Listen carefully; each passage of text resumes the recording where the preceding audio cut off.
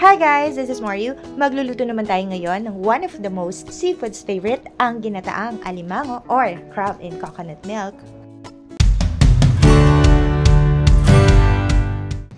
Okay, mag-start na tayo sa ating pan. Maglagay na tayo ng mantika at bawang. Mas maraming bawang, mas masarap syempre.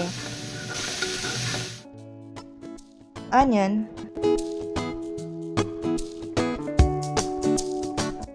Now, yung ating chopped ginger or tinadtad na luya. Finger chili or siling haba, cut it into 2.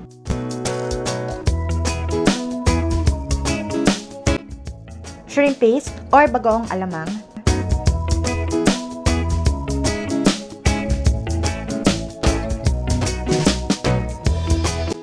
Once na maluto na ating bagoong, ilagay na natin yung pangalawang pinagpigaan ng ating gata.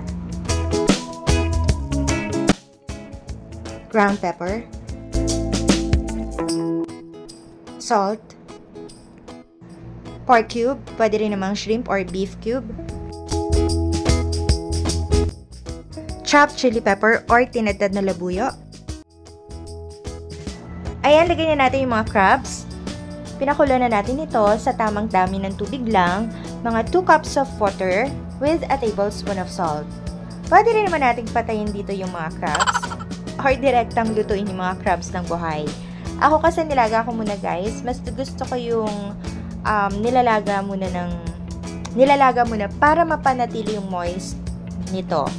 Para mapanatili yung moist ng ating mga crabs. Ganun. And now, lagay na natin yung kakanggata.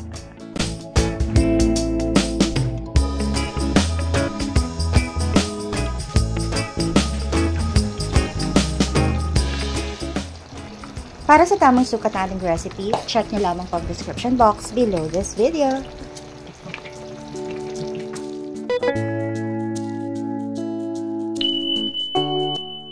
And finally, lagay tayo ng vinegar.